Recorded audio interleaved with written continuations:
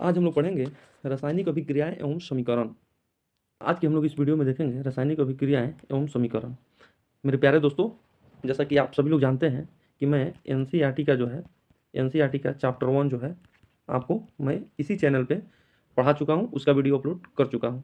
आज हम लोग जो है मुख्य रूप से रासायनिक अभिक्रियाएं एवं समीकरण में बनने वाले एमसीक्यू पे आज हम लोग चर्चा करेंगे और एमसीक्यू में इस चैप्टर से क्वेश्चन कैसे बनते हैं इस पर मुख्य रूप से हम लोग आज चर्चा करेंगे और इस वीडियो में और इस लेक्चर में हम लोग देखेंगे। चलिए इस क्लास को हम लोग शुरू करते हैं।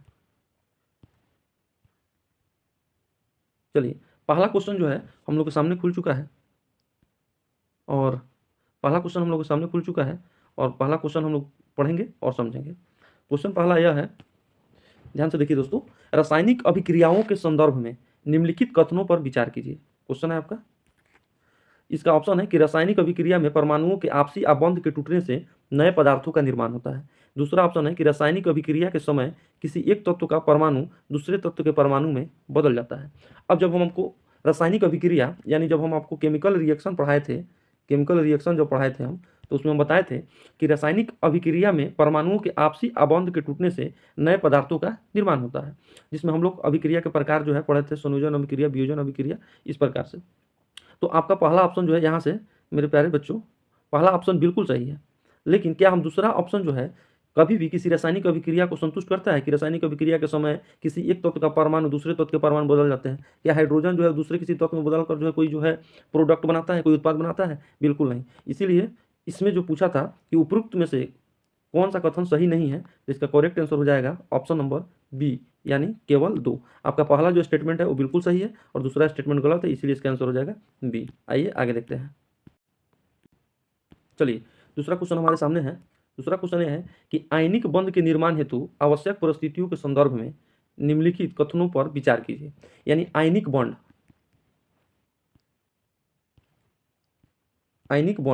यानी आयनिक बॉन्ड के निर्माण हेतु आवश्यक परिस्थितियों के कथनों के संदर्भ में निम्नलिखित कथन पर विचार कीजिए। पहला कथन है कि इनके निर्माण में तत्व विद्युत ऋणात्मक होना चाहिए। एक तत्व की अंतिम कक्षा में 5, 6 या 7 इलेक्ट्रॉन होना चाहिए तथा दूसरे तत्व की अंतिम कक्षा में 1, 2, 3 इलेक्ट्रॉन होना चाहिए। देखिए, कभी भी हम आयनिक बॉन्ड पढ़ते हैं तो उसमें देखते हैं कि आयनिक बॉन्ड का जो है निर्माण में मुख्य रूप से विद्युत ऋणात्मक तत्व के साथ साथ जो है हमें विद्युत धनात्मक तत्व भी चाहिए। मेरे कहने का अर्थ है कि प्लस भी चाहिए और माइनस भी चाहिए, यानी धनात्मक भी चाहिए और ऋणात्मक भी चाहिए। लेकिन कह रहा है कि इसमें केवल जो है विद्युत धनात्मक होना चाहिए। आगे देखते हैं, एक तत्व की अंतिम कक्षा में 5 और 7 इलेक्ट्रॉन होना चाहिए, बिल्कुल सही है, तथा दूसरे तत्व की अंतिम कक्षा में 1, 2, 3 इलेक्ट्रॉन होना चाहिए, बिल्कुल सही है। लेकिन यहाँ पे क्वेश्चन है कि उपयुक्त में से कौन सा कथन असत्य है। तो आप जान रहे हैं कि इसमें से असत्य जो कथन है वो मुख्य रूप से आपका पहला है, इसलिए इसे आंसर केवल 1 हो जाएगा, क्योंकि यहाँ प्लस और माइनस दोनों चाहिए। आगे क्वेश्चन देखते हैं। चलिए अगला क्वेश्चन देखते हैं। स्वसंयोजिक यौगिकों के संदर्भ में निम्नलिखित कथनों पर विचार कीजिए। स्वसंयोजिक यौगिक के संदर्भ में निम्नलिखित कथन पर विचार कीजिए। पहला ऑप्शन है स्वसंयोजिक यौगिकों में प्रबल अंतराण्विक आकर्षण बल होते हैं। दूसरा जो है आपका ऑप्शन है NH3, जिसको हम लोग, और CH4 आदि स्वसंयोजिक यौगिक के उदाहरण है। अब देखिए, इसका आंसर जो है आपका, पहले पढ़ते हैं, उपयुक्त में से कौन सा कथन असत्य है। अब इसमें असत्य चुना है तो इसका आंसर जो है आपका ए होगा। कैसे होगा, तो आइए इसकी हम लोग व्याख्या जो है मुख्य रूप से यहाँ कर लेते हैं। व्याख्या भी आपको साथ साथ में करना जरूरी है, इंपॉर्टेंट क्वेश्चन का। स्वसंयोजिक यौगिकों के संदर्भ में कथन 1 असत्य है, क्योंकि स्वसंयोजी अबंध वह रासायनिक अबंध है जिसमें परमाणुओं के मध्य इलेक्ट्रॉन का साझा होता है। स्वसंयोजिक यौगिकों के प्रमुख उदाहरण NH3 और CH4 है। तो आप समझ लीजिए कि स्वसंयोजिक जो है, स्वसंयोजी जो यौगिक है उसका प्रमुख उदाहरण जो है आपका NH3 और CH4, जिसको हम लोग मीथेन के नाम से जानते हैं, तो ये आपका मीथेन है। चलिए आगे बढ़ते हैं, अगला क्वेश्चन हम लोग देखने का कोशिश करते हैं।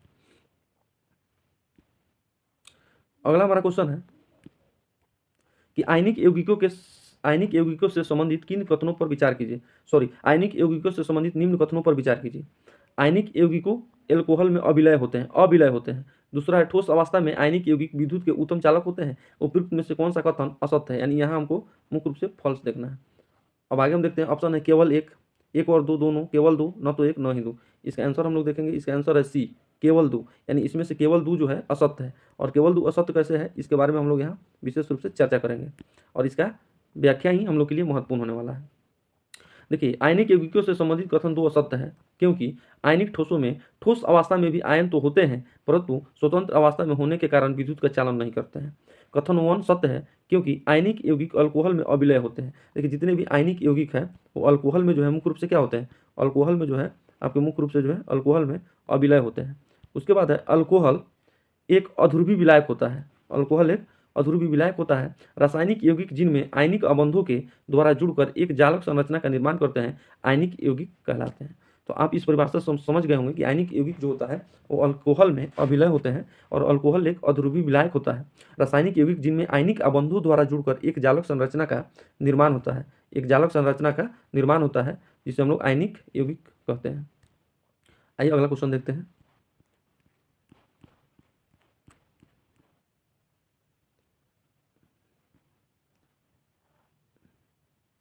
अगला क्वेश्चन हम लोग देखते हैं। अगला क्वेश्चन हमारा यह है कि क्या होता है जब एक रासायनिक आबंध बनता है, मतलब एक रासायनिक बॉन्ड बनता है। क्या होता है जब एक रासायनिक आबंध बनता है? तो देखिए आंसर है इसका, ऊर्जा हमेशा अवशोषित होती है, ऊर्जा हमेशा निर्मुक्त होती है। ऊर्जा अवशोषित ऊर्जा की अपेक्षा अधिक ऊर्जा निर्मुक्त होती है। ऊर्जा ना तो अवशोषित होती है और न ही मुक्त होती है। यानी जब एक रासायनिक आबंध बनता है, यानी केमिकल बॉन्डिंग जो बनता है, केमिकल जो बॉन्डिंग बनता है, तो निम्न में से क्या होता है? तो जब केमिकल बॉन्डिंग होता है तो ऊर्जा हमेशा क्या होता है? निर्मुक्त होती है। तो इसका आंसर हो जाएगा ऑप्शन नंबर बी। आइए देखते हैं। अब इसकी व्याख्या हम लोग देख लेते हैं। व्याख्या क्या है? जब एक रासायनिक आबंध बनता है तब ऊर्जा हमेशा निर्मुक्त होती है। थोड़ा सा छोटा करेंगे, ऊर्जा हमेशा निर्मुक्त, ठीक है, ऊर्जा हमेशा निर्मुक्त होती है। ये आबंध रासायनिक संयोग के बाद बनते हैं तथा परमाणु अपने से पास, देखिए ठीक से पढ़िए, परमाणु अपने से सबसे पास वाली निष्क्रिय गैस का इलेक्ट्रॉनिक विन्यास प्राप्त कर लेते हैं। तो मुख्य रूप से हम कह सकते हैं कि किसी भी केमिकल बॉन्डिंग के लिए जो है क्या होते हैं? ऊर्जा हमेशा निर्मुक्त होते हैं। इस चीज़ को आप लोग याद रखिएगा। अगला क्वेश्चन हम लोग देखते हैं। अगला क्वेश्चन ध्यान से समझिए।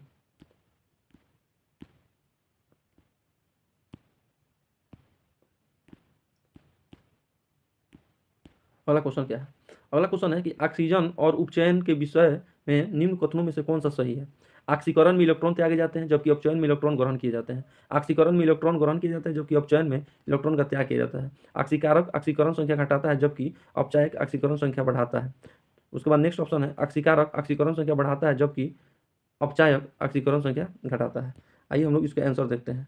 और आपका कूट भी दिया हुआ है। कूट में कौन कौन दिया हुआ है? तो कूट में दिया हुआ है 1 और 3, 2 और 4, 2 और 3 और 1 और 4। इसका आंसर हो जाएगा ए, यानी 1 और 3। और इसमें से पूछा था कौन सा सही है, तो आपका 1 और 3 सही है। यानी 1 में आपका क्या है? तो 1 में जब आप देखिएगा तो 1 वाला ऑप्शन आपका ए है, 1 में आपका ए है। और 3 में क्या है? 3 में आपका ए वाला ऑप्शन है। यानी ऑक्सीकरण में इलेक्ट्रॉन त्यागे जाते हैं जबकि अपचयन में इलेक्ट्रॉन ग्रहण किया जाता है। यानी ऑक्सीकरण में इलेक्ट्रॉन का त्याग होता है। ऑक्सीकारक ऑक्सीकरण संख्या घटाता है जबकि अपचायक ऑक्सीकरण संख्या बढ़ाता है। अब आइए इसका हम लोग जो है व्याख्या देखते हैं, ज़्यादा इससे क्लैरिटी मिलेगा।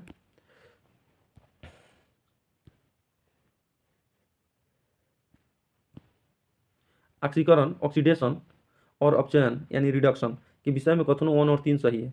पदार्थ द्वारा ऑक्सीजन या अन्य ऋण विद्युत तत्वों को ग्रहण करने अथवा हाइड्रोजन या अन्य धन विद्युति को त्यागने की प्रक्रिया ऑक्सीकरण कहलाती है। और पदार्थों द्वारा हाइड्रोजन या धन विद्युत तत्वों को ग्रहण करने अथवा ऑक्सीजन की अन्य ऋण विद्युत तत्वों को त्यागने की प्रक्रिया अपचयन कहलाती है। ऑक्सीकरण ऑक्सीकरण संख्या घटाता है जबकि अपचायक ऑक्सीकरण संख्या बढ़ाता है। ऑक्सीकारक मतलब ऑक्सीडेशन जो है आपका ऑक्सीकरण संख्या क्या करता है? रिड्यूस करता है, जबकि रिडक्शन जो है ऑक्सीकरण संख्या बढ़ाता है। यानी रिडक्शन जो है आपका क्या करेगा? रिडक्शन जो है आपका ऑक्सीकरण संख्या बढ़ाएगा। तो आप हमेशा याद रखिएगा हाइड्रोजन जो होता है मुख्य रूप से इसमें देखिएगा तो यहाँ क्या लिख रहा है? हाइड्रोजन या अन्य धन विद्युत तत्वों को ग्रहण करने अथवा ऑक्सीजन या अन्य ऋण विद्युत तत्वों को त्यागने की प्रक्रिया को अपचयन कहलाती है। यानी इसमें जो है अपचयन का मतलब क्या होता है? रिडक्शन। और रिडक्शन में आप जान लीजिए,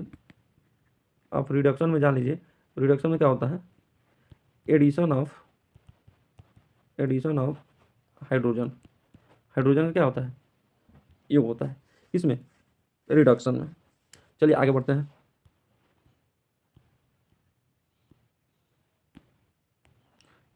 ऊंचाई पर दी गई जगहों पर पानी 100 डिग्री सेल्सियस के नीचे के तापमान पर क्यों उबलता है? यानी ऊंचाई की जगहों पर पानी 100 डिग्री सेल्सियस के नीचे के तापमान पर क्यों उबलता है? क्वेश्चन है।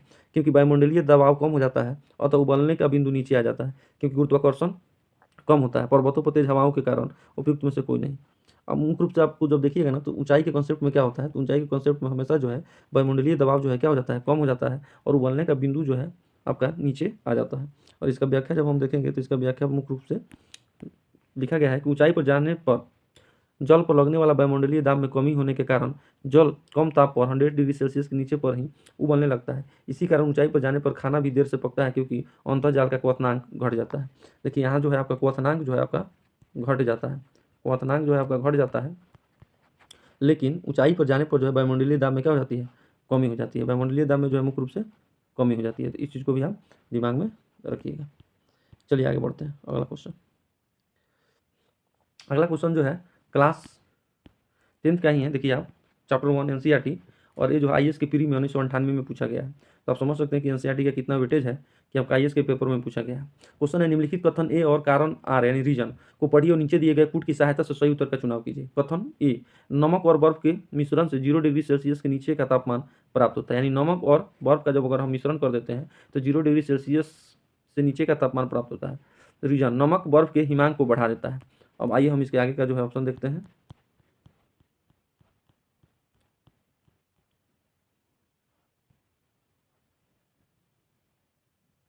कूट देखिए, कूट क्या कह रहा है कि ए और आर दोनों सही है तथा आर ए का सही स्पष्टीकरण है। ए और आर दोनों सही है परंतु आर ए का सही स्पष्टीकरण नहीं है। ये सही है किंतु आर गलत है, ए गलत है किंतु आर सही है। इसका आंसर है सी, यानी ये सही है और आर गलत है, यानी असेसमेंट सही है लेकिन रीजन गलत है। अब आइए हम देखते हैं कैसे, इसका हम व्याख्या पढ़ते हैं। कथन ए सही है किंतु आर गलत है। अब द्रव्य इम्प्योरिटीज को मिलाने पर द्रव का क्वथनांक बढ़ जाता है। यानी जब भी जो है हम इम्प्योरिटीज मिलाएंगे, जब भी जो है हम इम्प्योरिटीज जो है मिलाएंगे तो आपका क्या हो जाएगा, आपका जो है क्वथनांक जो है आपका बढ़ जाता है, जबकि गलनांक समानतः जो है क्या हो जाता है, कम हो जाता है। 0 डिग्री सेल्सियस पर पिघलती बर्फ में यदि कुछ नमक सोडा आदि मिलाते हैं तो बर्फ का गलनांक 0 डिग्री सेल्सियस से घटकर -22 डिग्री सेल्सियस हो जाता है। ऐसे मिश्रण को हम लोग हिम मिश्रण कहते हैं। तो देखिए यहाँ से एक नया कॉन्सेप्ट बना, हिम मिश्रण का कॉन्सेप्ट आया। हिम मिश्रण क्या होता है कि जब हम बर्फ में कुछ भी नमक सोडा आदि मिला देते हैं तो बर्फ का गलनांक 0 डिग्री सेल्सियस से घटकर -22 डिग्री सेल्सियस तक कम हो जाता है। ऐसे मिश्रण को हम लोग हिम मिश्रण कहते हैं। तो इसका जो असर्शन था, इसका जो असर्शन था, इस असर्शन पर आप ध्यान दीजिए। यहाँ असर्शन यही था कि नमक और बर्फ के मिश्रण में 0 डिग्री सेल्सियस से नीचे का तापमान प्राप्त होता है। तो ये बिल्कुल सही है, नमक बर्फ के हिमांक को बढ़ा देता है, ये गलत है। तो इस चीज़ को आप लोग याद रखिएगा। अगला 9 नंबर क्वेश्चन हम लोग देखेंगे। 9 नंबर क्वेश्चन क्या कह रहा है, 9 नंबर क्वेश्चन हम लोग देखेंगे, जल के अणुओं के मध्य कौन सा आबंध विद्यमान होता है। जो जल बनता है, जैसे H2 और प्लस O2 आपस में रिएक्शन करता है ना, तो बनाता है H2O। इसको बैलेंसिंग करना है तो 2 यहाँ लगा दीजिए और 2 यहाँ लगा दीजिए। यहाँ भी 4 हाइड्रोजन, यहाँ भी 4 हाइड्रोजन, 2 ऑक्सीजन 2 ऑक्सीजन, तो H2O यानी आपका क्या बन गया, जल बन गया। तो जब जल बन गया तो इसमें विद्युत संयोजक आबंध, स्वसंयोजिक आबंध, वांडर वाल्स आबंध और हाइड्रोजन आबंध। इसका आंसर जो है करेक्ट जो होगा वो आपका हो जाएगा सी, हाइड्रोजन आबंध। इसमें हाइड्रोजन का जो है बॉन्डिंग बनता है। और आप देख सकते हैं इस फिगर में हाइड्रोजन का बॉन्डिंग कैसे बन रहा है। इस फिगर में आप यहाँ से देखिए, जल अणुओं के मध्य हाइड्रोजन अम्ल विद्यमान होता है और एक जल एक अणु का अधिकतम 4 हाइड्रोजन अम्ल बना सकता है। ठीक है, जैसे हम लोग लिखते हैं ना H2O, तो H2O जो ऐसे लिखते हैं H2O, तो यहाँ से एक बॉन्ड ऐसे बनता है, फिर H2O। इसको जब तोड़ते हैं तो ऑक्सीजन 2 बॉन्ड बनाता है, तो यहाँ हाइड्रोजन जुट गया, फिर बॉन्ड ऐसे चलेगा, ऐसे बॉन्ड डॉट डॉट डॉट चलेगा, फिर यहाँ हाइड्रोजन और फिर जो बॉन्ड बनेगा वो आपका यहाँ रहेगा हाइड्रोजन। तो ये जो बीच में जो बॉन्ड बनता है इसको हम लोग हाइड्रोजन बॉन्ड बोलते हैं। याद रखिए प्यारे भाई, हाइड्रोजन बॉन्ड बोलते हैं, तो हाइड्रोजन बॉन्ड बोलता है। तो हमेशा जल के बीच जो है कौन सा बॉन्ड का निर्माण होता है, तो हाइड्रोजन बॉन्ड का निर्माण होता है। आगे देखते हैं। अगला क्वेश्चन है, निम्नलिखित कथनों पर विचार कीजिए। निम्नलिखित कथनों पर विचार कीजिए। परमाणु द्रव्य की सबसे बड़ी इकाई है, परमाणु द्रव्य की सबसे बड़ी इकाई है। अभिकारक अणुओं का कुल द्रव्यमान उत्पाद अणुओं के कुल द्रव्यमान के बराबर होता है। ठीक है, द्रव को ना तो उत्पन्न किया जा सकता है ना ही नष्ट किया जा सकता है। उपयुक्त में से कौन सा कथन सही नहीं है, कौन सा कथन सही नहीं है, तो आंसर हो जाएगा कौन सा, सी, केवल वन, केवल वन, केवल वन जो है कथन आपका सही नहीं है। यानी परमाणु द्रव की सबसे बड़ी इकाई बिल्कुल गलत है, नहीं होता है। अभिकारक के अणुओं के कुल द्रव्यमान उत्पाद के अणुओं के कुल द्रव्यमान के बराबर होता है, बिल्कुल। जितना रिएक्टेंट का मास होता है, आप जान लीजिए पिछले जो है चैप्टर में हम पढ़ाए हैं, उतना मास जो है आपका होता है किसका, प्रोडक्ट का, उतना मास प्रोडक्ट का होता है। द्रव को ना तो उत्पन्न किया जा सकता है ना ही नष्ट किया जा सकता है। ये भी लाइन जो है हद तक सही है। इसका परफेक्ट आंसर जो हो जाएगा सी। अब इसका जो है हम मुख्य रूप से देख लेते हैं व्याख्या। कथन 1 सही नहीं है, क्योंकि डाल्टन के अनुसार पदार्थ का सूक्ष्मतम कण परमाणु होता है, किंतु अब पूर्णतः प्रमाणित हो चुका है कि परमाणु कई प्रकार के अति सूक्ष्म कणों के संयोग से बनता है। रासायनिक संयोग के द्रव्यमान संरक्षण के नियमानुसार अभिकारक अणुओं का कुल द्रव्यमान उत्पादक अणुओं के कुल द्रव्यमान के योग के बराबर होता है। उसके बाद है, द्रव को न तो उत्पन्न किया जा सकता है, न ही इसे नष्ट किया जा सकता है, ये केवल एक अवस्था से दूसरी अवस्था में परिवर्तन किया जा सकता है, परिवर्तित होते रहता है। और आज के लिए इस वीडियो में हम लोग इतना ही रखेंगे, और फिर जो है इसके नेक्स्ट 10 क्वेश्चन आएगा, इसके लिए आप लोग वेट करेंगे। लगातार जो है मेरे भाई, मेरे दोस्त, आपको लगातार जो है हम लोग एनसीईआरटी जो है मुख्य रूप से बुक का जो है एकदम बुक जो है हम लोग प्रूफ पढ़ रहे हैं। और इस वीडियो को ज़्यादा से ज़्यादा आप लोग शेयर कीजिए और लाइक कीजिए और इस चैनल को सब्सक्राइब कीजिए। मेरा एक ही विजन है कि पूरा कंप्लीट एनसीईआरटी जो है इस चैनल पर हम अपलोड कर दें पढ़ाकर, और इसके साथ साथ जैसे इस सीरीज़ का चला एमसीक्यू, ऐसे एमसीक्यू अपलोड कर दिया जाए। जय हिंद, शुभ संध्या, शुभ रात्रि।